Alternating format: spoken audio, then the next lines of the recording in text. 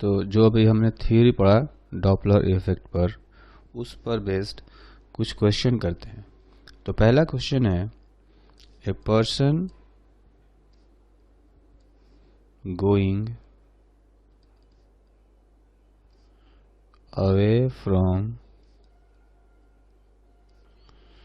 a gatekeeper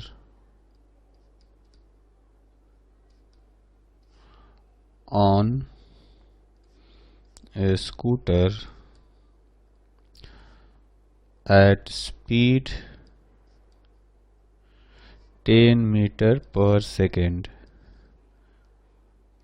blows a horn of frequency 600 Hz. If speed of sound is 340 meter per second, then find the apparent frequency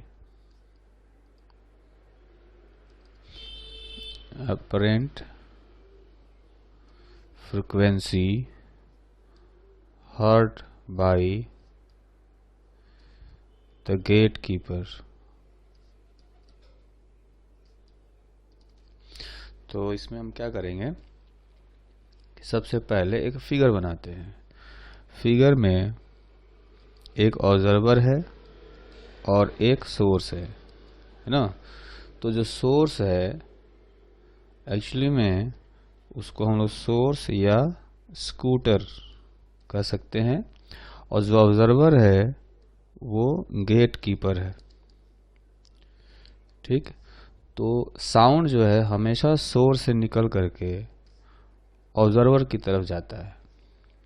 ठीक है, तो इस case में हम लोग क्या करेंगे कि जिधर साउंड ट्रेवल करेगा यानी कि सोर्स से ऑब्जर्वर की तरफ वाला डायरेक्शन, इसको हम लोग मानेंगे पॉजिटिव, जैसा कि कन्वेंशन में हमने बताया था, और उसका अपोजिट डायरेक्शन जो है निगेटिव लेंगे। ठीक, अब इसमें कहा गया कि जो गेट कीपर है ये तो रेस्ट पर है, लेकिन सोर्स दूर जा रहा है 10 मीटर पर सेकंड से। ठीक, तो अब क्वेश्चन में देखेंगे कि स्पीड ऑफ साउंड दिया गया है 340 मीटर पर सेकंड। वेलोसिटी ऑफ सोर्स की वेलोसिटी बताई गई है 10 मीटर पर सेकंड, लेकिन अगर इस साइन कन्वेंशन के हिसाब से देखेंगे तो ये राइटवर्ड डायरेक्शन में जा रहा है, जो कि हमारे लिए नेगेटिव डायरेक्शन है। तो सोर्स का जो वेलोसिटी होगा वो होगा -10 मीटर पर सेकंड।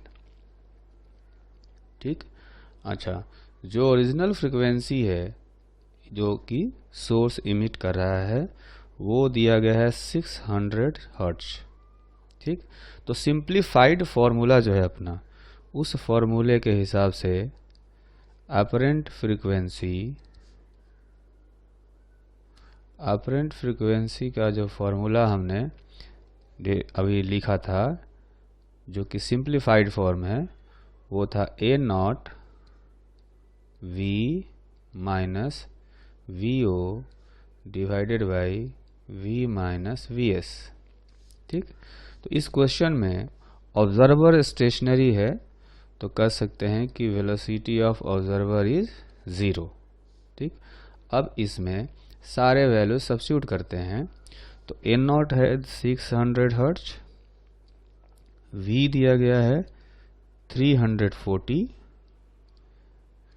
ऑब्जर्वर की वेलोसिटी है 0 और सोर्स की वेलोसिटी है -10 मीटर पर सेकेंड, है ना।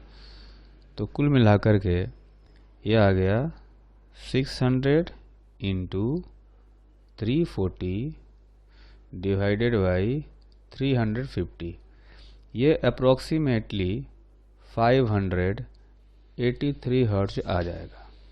ठीक, तो यही आंसर हो गया अपना। जो अपरेंट फ्रिक्वेंसी है यह आया 583 हर्ट्ज। अच्छा, इसके बाद हम लोग नेक्स्ट एग्जांपल करते हैं। तो नेक्स्ट एग्जांपल है a car moving at 30 meter per second is approaching a factory whistle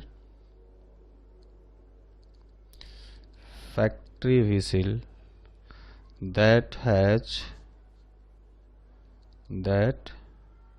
has a frequency of 500 hertz. If the speed of sound is 340 meter per second, then find apparent frequency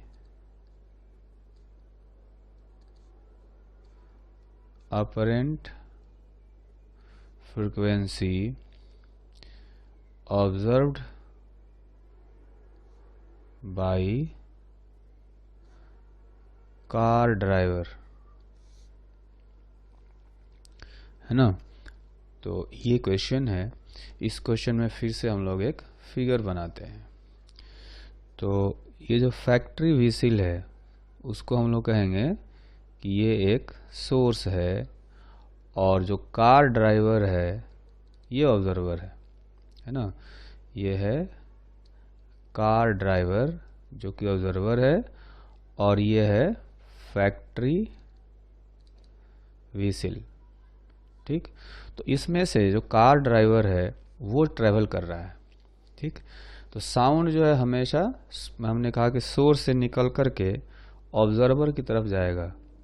तो अपना sign convention के हिसाब से sound source से निकल करके observer की तरफ जा रहा है, तो ये पॉजिटिव डायरेक्शन और ये हो गया निगेटिव डायरेक्शन।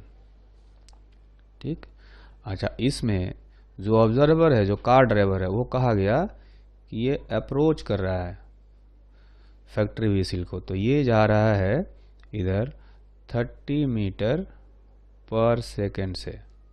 ठीक, तो इसकी वेलोसिटी हो गई 30 मीटर पर सेकेंड। अब जो भी पैरामीटर्स दिए हुए हैं अब उनको हम लोग लिखते हैं। फैक्ट्री व्हीसिल तो हमेशा रेस्ट पर रहेगा, है ना।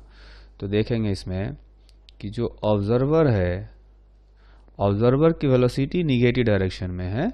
जो हमने साइन कन्वेंशन के हिसाब से लेफ्टवर्ड डायरेक्शन निगेटिव डायरेक्शन है, और लेफ्टवर्ड डायरेक्शन में ही ऑब्जर्वर जा रहा है। तो इसकी वेलोसिटी हो जाएगी -30 मीटर पर second.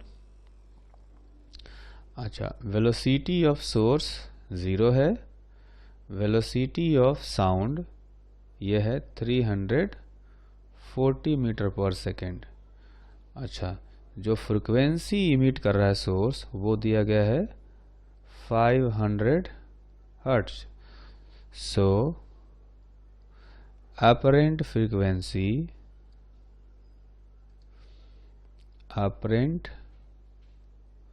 frequency n is equal to n naught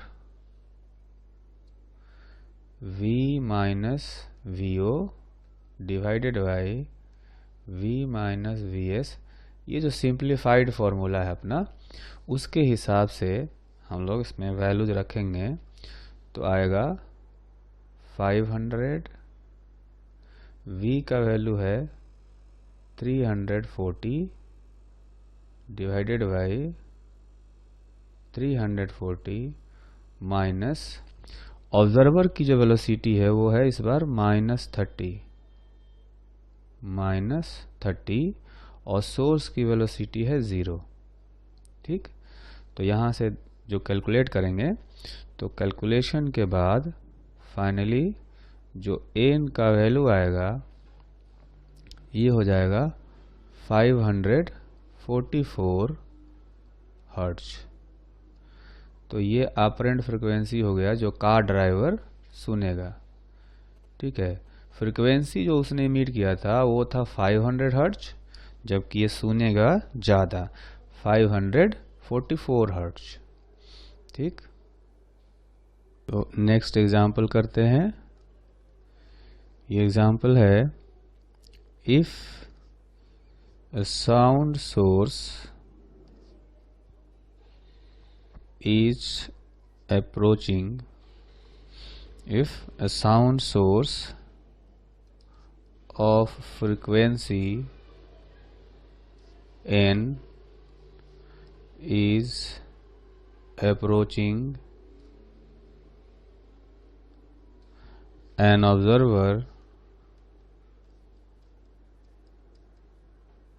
with velocity v by 4 and the observer is approaching the source and the observer is approaching the source with velocity v by 5, then find apparent frequency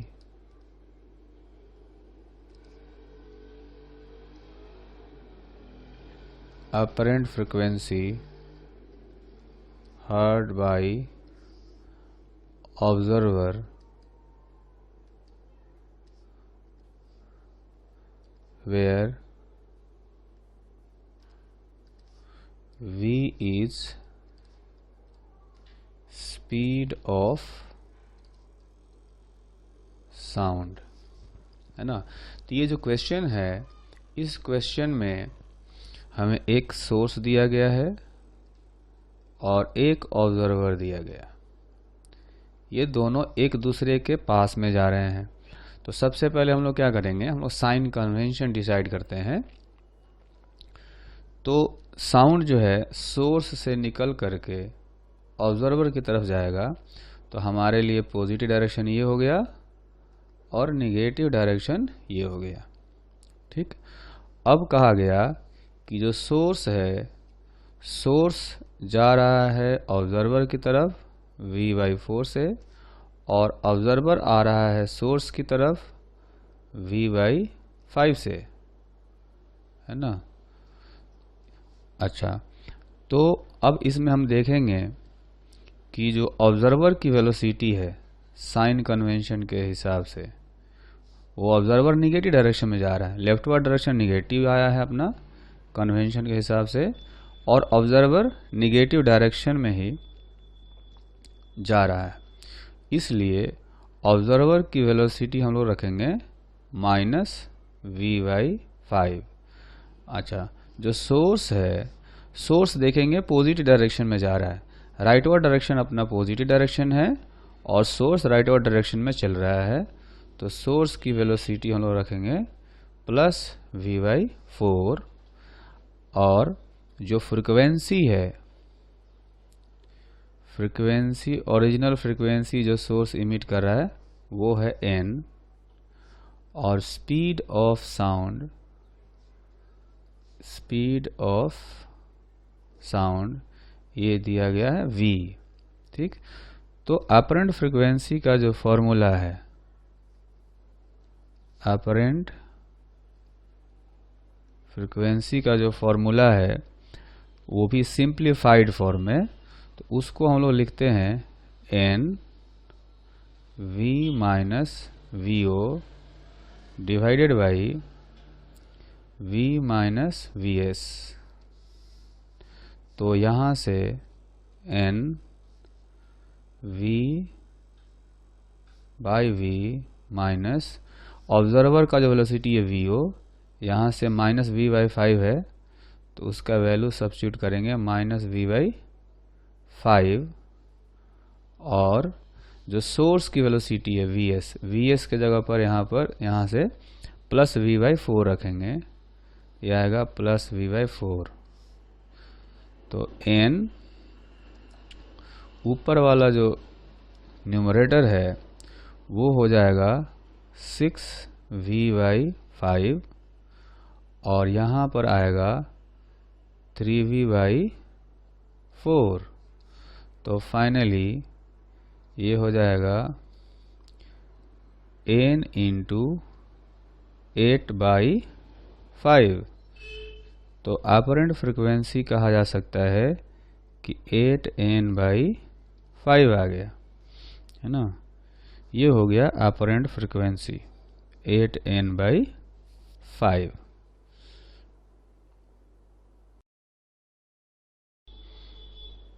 तो next example करते हैं।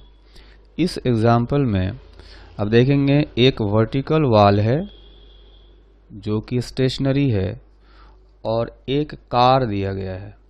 ये car wall को approach कर रहा है 30 metre पर second के स्पीड से, 30 मीटर पर सेकंड से, ठीक है।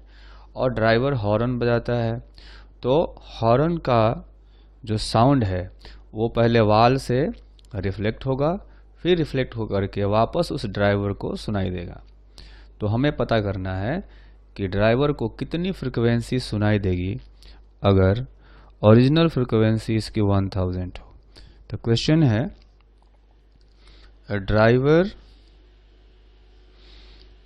Is driving a car with speed 30 meter per second as shown in figure. If driver blows a horn of frequency 1000 Hz, then find the apparent frequency and apparent wavelength of sound observed by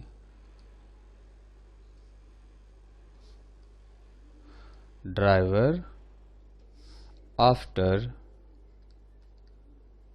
reflection from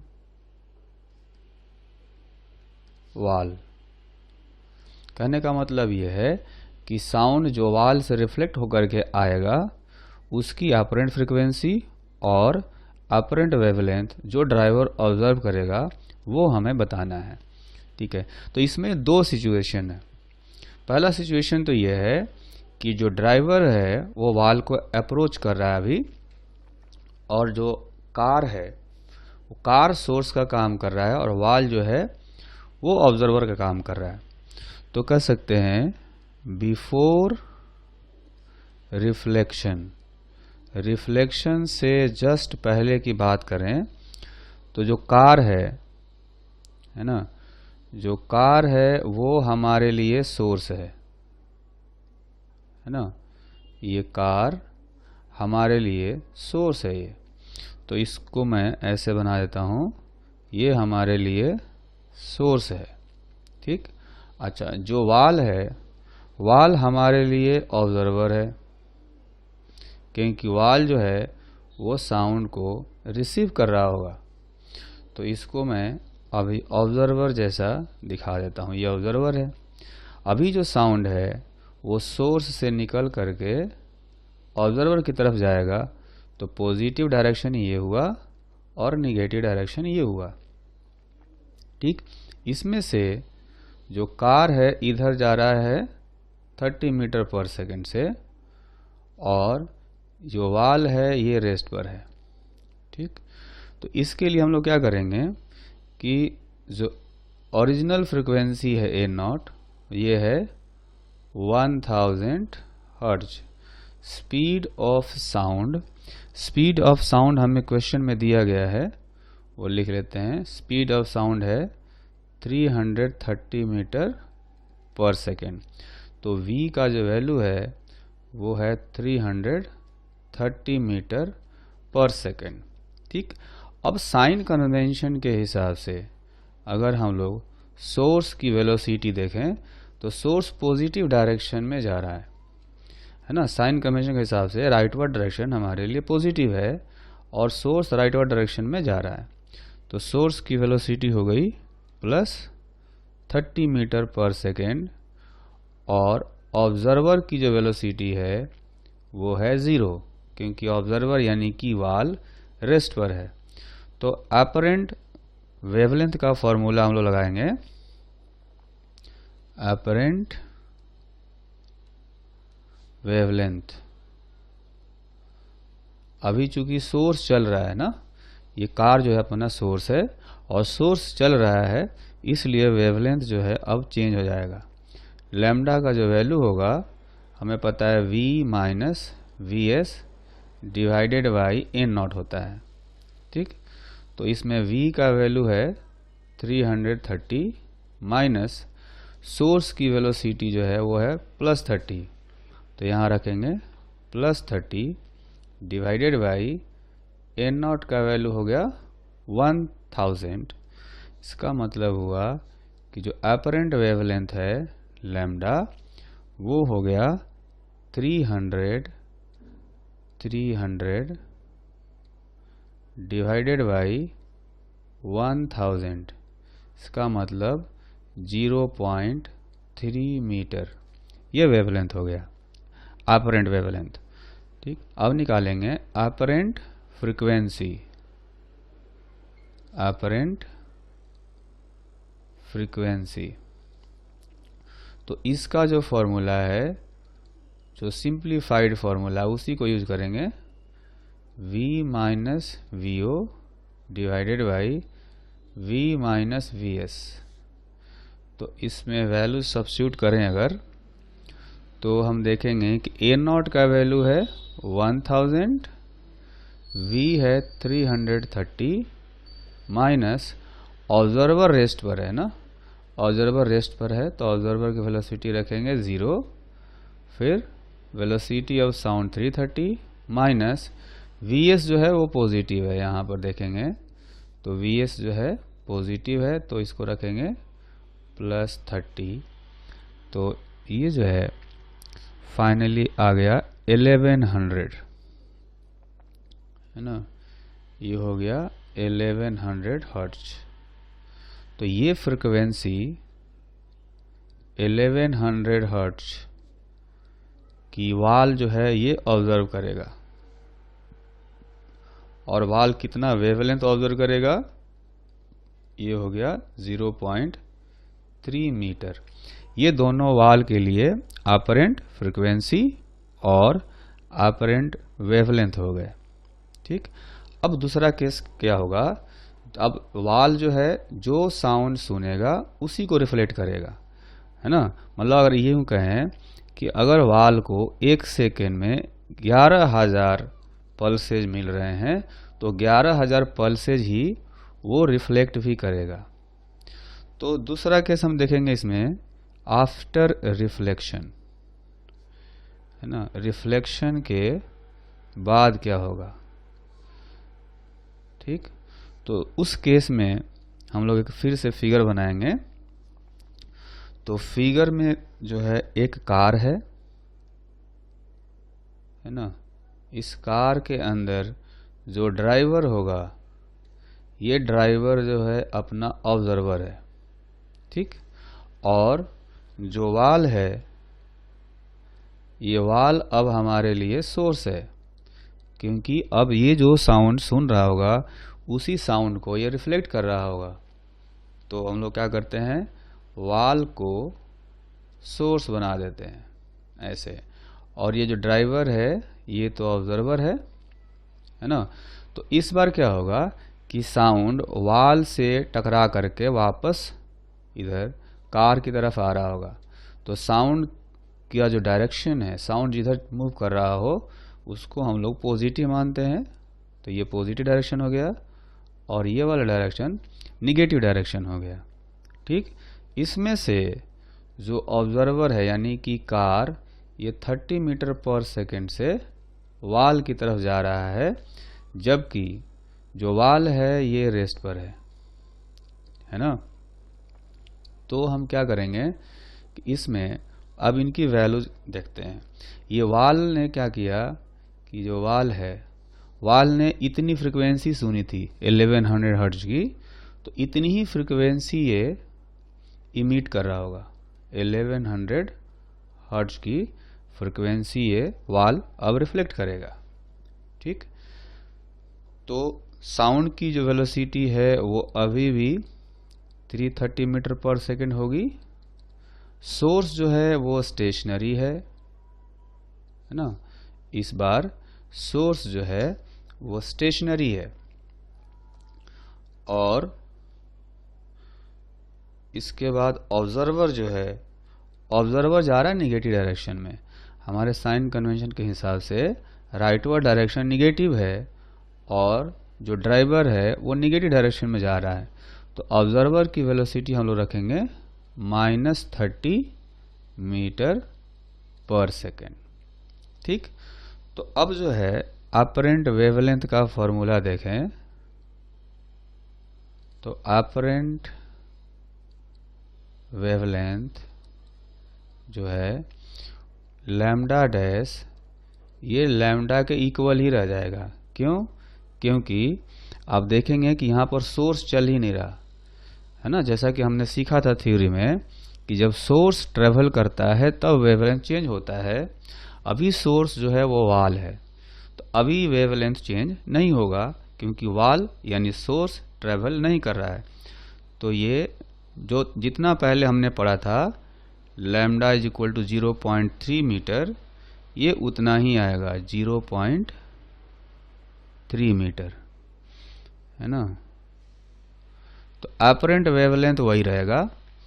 जो wavelength इस wall को मिले थे वही wavelength वापस driver को मिलेंगे, क्योंकि वॉल जो है यानी जो सोर्स है अभी वो मूव नहीं कर रहा है। अब हम लोग फॉर्मूला अप्लाई करेंगे अपरेंट फ्रीक्वेंसी का। तो अपरेंट फ्रीक्वेंसी का जो फॉर्मूला है, अब N dash is equal to, अब इसने फ्रीक्वेंसी कितना इमिट किया, जो सोर्स है हमारे लिए उसने फ्रीक्वेंसी इमिट किया है एन, यानी कि 1100 V minus V O divided by V minus V S. ठीक, तो एन का वैल्यू है 1100, वी है 330 माइनस ऑब्जर्वर की वेलोसिटी है -30 और फिर से v का वैल्यू नीचे रखेंगे 330 माइनस सोर्स स्टेशनरी है। सोर्स यहाँ पर वॉल है जो कि स्टेशनरी है, तो उसका वैल्यू है 0। तो यहाँ से एन डैश का जो वैल्यू आया वो आ गया 1200 हर्ट्ज है ना। तो जो ड्राइवर है कार का उसको फाइनली रिफ्लेक्शन के बाद 1200 हर्ट्ज की फ्रीक्वेंसी सुनाई देगी। उसके लिए वेवलेंथ होगा 0.3 मीटर होगा ना।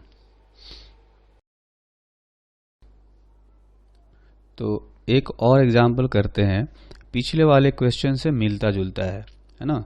पिछले वाले क्वेश्चन में क्या था कि एक कार थी जो कि ट्रेवल कर रही थी 30 मीटर पर सेकंड से। इस बार एक वॉल है जो कि 30 मीटर पर सेकंड से कार की तरफ जा रहा है और जो कार है वो स्टेशनरी है ना। तो कह सकते हैं कि a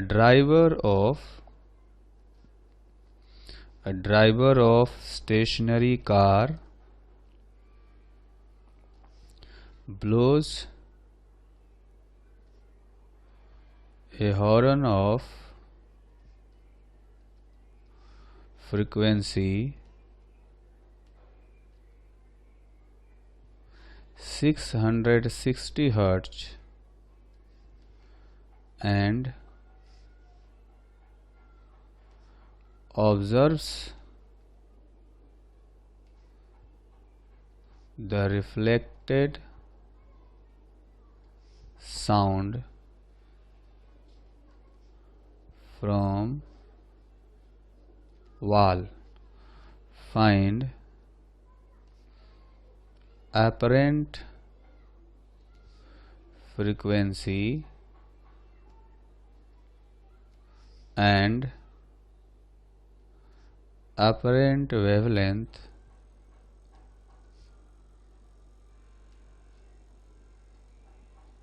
observed by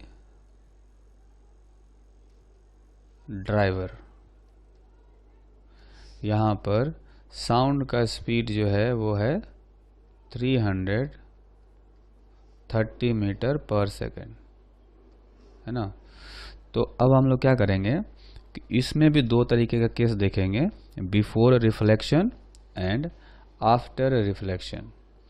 तो बिफोर रिफ्लेक्शन क्या होगा कि जो कार है ये सोर्स का काम करेगा।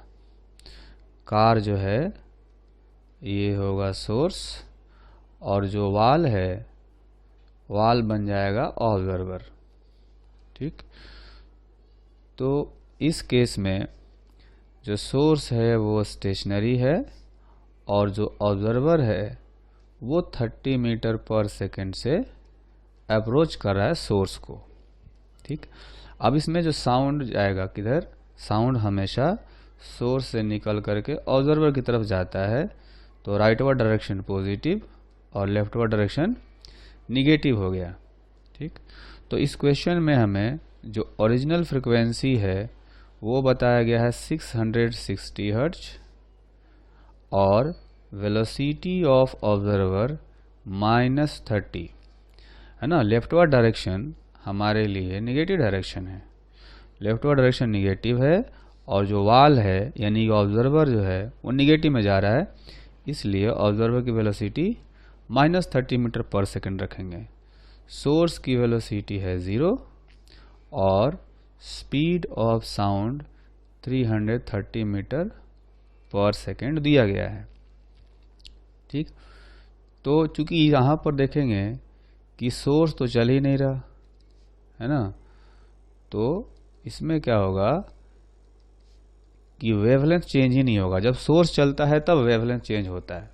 ठीक, तो अपरेंट वेवलेंथ जो होगा वो ओरिजिनल वेवलेंथ के बराबर हो जाएगा। ओरिजिनल वेवलेंथ के इक्वल हो जाएगा, यानी कि ये होगा v divided by A not, और v का वैल्यू है 330 और ए नॉट का वैल्यू है 660, यानी कि 1/2 0.5 मीटर। तो ओरिजिनल वेवलेंथ 0.5 मीटर है और अपरेंट वेवलेंथ जो है यानी वाल के पास जो वेवलेंथ पहुंचेगा वो 0.5 मीटर ही होगा। ठीक, और अपरेंट फ्रीक्वेंसी जो है ये हो जाएगा n = a0 v - vo divided by v - vs। तो a0 हमें दिया गया है 660, v का वैल्यू है 330, है ना, 330 है, और ऑब्जर्वर की वेलोसिटी देखेंगे यहाँ से -30 है, तो इसको रखेंगे -30, और सोर्स की वेलोसिटी है 0, यहाँ से सोर्स की वेलोसिटी 0 है, तो ये हो गया 660 इंटू 360 बाई 330। तो ये देखेंगे कि 330 कैंसिल हो जाएगा, तो ये फाइनली आ गया 720 हर्ट्ज, है ना। तो इतनी फ्रिक्वेंसी उसको सुनाई देगी इस वाल को। अब दूसरा केस देखेंगे। दूसरा केस है आफ्टर रिफ्लेक्शन, है ना। रिफ्लेक्शन के बाद क्या होगा? रिफ्लेक्शन के बाद जो है ये वाल जितनी फ्रिक्वेंसी सुनेगा उतनी फ्रिक्वेंसी ये रिफ्लेक्ट करेगा और वाल जो है अब अपने लिए सोर्स बन जाएगा। तो अगर फिगर बनाए यहाँ पर, तो ये हो गया वाल और जो कार का ड्राइवर है वो हमारे लिए ऑब्जर्वर है। तो इनको ड्राइवर को हम लोग ऑब्जर्वर बना देते हैं और वाल को इस बार सोर्स बना देते हैं इस तरह से। इस बार साउंड रिफ्लेक्ट होकर के लेफ्टवर्ड डायरेक्शन में जा रहा होगा। तो लेफ्टवर्ड डायरेक्शन पॉजिटिव होगा और राइटवर्ड डायरेक्शन निगेटिव है। इसमें से जो सोर्स है वो चल रहा है 30 मीटर पर सेकेंड से और ये जो ड्राइवर है ये रेस्ट पर है ना। तो अब जो वाल है, वाल कह लें या अभी इस केस में सोर्स है, सोर्स कितनी फ्रिक्वेंसी इमिट करेगा? सोर्स 720 हर्ट्ज की फ्रिक्वेंसी इमिट कर रहा होगा, क्योंकि इसने 720 सुना था तो 720 ही रिफ्लेक्ट करेगा। और इस बार जो सोर्स की वेलोसिटी है, सोर्स यानी कि वाल, ये पॉजिटिव डायरेक्शन में जा रहा है। अगर देखें तो इसकी वेलोसिटी लिखेंगे प्लस 30 मीटर पर सेकेंड। इस बार ऑब्जर्वर स्टेशनरी है, जो कार ड्राइवर है वो रुका हुआ है और वेलोसिटी ऑफ साउंड है 330 मीटर पर सेकेंड। तो पहले हम लोग निकालते हैं एपरेंट वेवलेंथ। एपरेंट वेवलेंथ, तो इस बार एपरेंट वेवलेंथ जो है वो डिफरेंट आएगा ओरिजिनल वाले से, क्योंकि इस बार सोर्स चल रहा है, सोर्स मोशन में है ना। तो इस बार हम लोग लिखेंगे lambda dash is equal to v minus V S divided by n। ठीक है, n क्या हो गया? यहाँ पर हमें ये ध्यान रखना है कि हमेशा n जो है ये लेना है फ्रीक्वेंसी इमिटेड बाई सोर्स, है ना। जो सोर्स है जितनी फ्रीक्वेंसी का साउंड इमिट करेगा उसको यहाँ पर डिनोमिनेटर में हमेशा रखना है। तो अगर इस क्राइटेरिया से हम लोग इसमें वैल्यू सब्स्टिट्यूट करें तो जो v है, v का वैल्यू है 330 माइनस सोर्स की वेलोसिटी इस बार देखेंगे प्लस 30 है, तो यहाँ रखेंगे प्लस 30 डिवाइडेड बाई, यहाँ पर n का वैल्यू रखना है फ्रीक्वेंसी इमिटेड बाई सोर्स। तो सोर्स कौन सा है? सोर्स है वाल। वाल कितनी फ्रीक्वेंसी इमिट कर रहा है? 720, है ना। ये ध्यान रखना है कि ओरिजिनल फ्रीक्वेंसी हमें 660 दिया गया था, वो फ्रीक्वेंसी यहाँ नहीं रखेंगे। यहाँ पर क्या रखेंगे? ये जो वाल इमिट कर रहा होगा 720। तो अभी इस केस में सोर्स हमारे लिए ये वाल है, तो वाल जो फ्रीक्वेंसी इमिट करेगा उसी को यहाँ पर सब्स्टिट्यूट करेंगे। तो यहाँ पर रखेंगे 720 और ये आएगा 300 डिवाइडेड बाई 720। ठीक है, और ये आ जाएगा 10/24 मीटर। तो ये हो गया अपरेंट वेवलेंथ। अब आते हैं अपरेंट फ्रीक्वेंसी पर, है ना। तो अपरेंट फ्रीक्वेंसी निकालना हो, इसको हम लोग इधर लिखते हैं अपरेंट फ्रीक्वेंसी, है ना। अपरेंट फ्रीक्वेंसी का जो फॉर्मूला है, अब लिखेंगे हम लोग n dash is equal to n v minus VO by V minus VS।